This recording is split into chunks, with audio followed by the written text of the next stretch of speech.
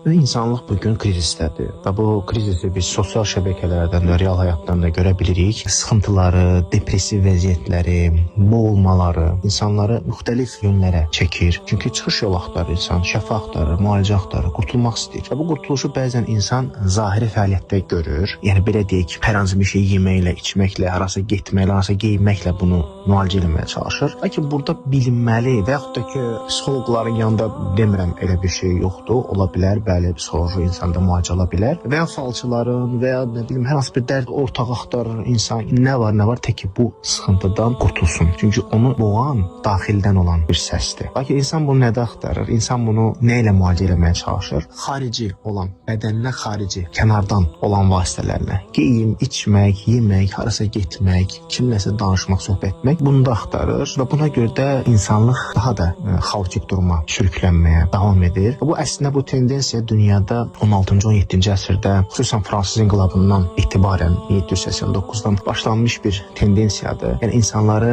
mənəvi tərəfdən tamamilə cismi, zahiri olan tərəfə yönəltmək. Yəni biz gördüyümüzə, eşitdiyimizə, duyduğumuza, hiss etdiyimizə ancaq inanırıq. Mənəvi tərəf bizə artıq lazım deyil. Bu müasirlik sözünün bir tərəfdə mənası da budur. Yəni burada mənəviyyata daha çox yer yoxdur. Biz daha çox gördüyümüzə, eşitdiyimizə, biz bunlara ancaq inanırıq. Digər şeylər bizə maraqlı deyil. Və bunun nəticəsi olaraq insanlıq bu duruma gəldi çıxdı.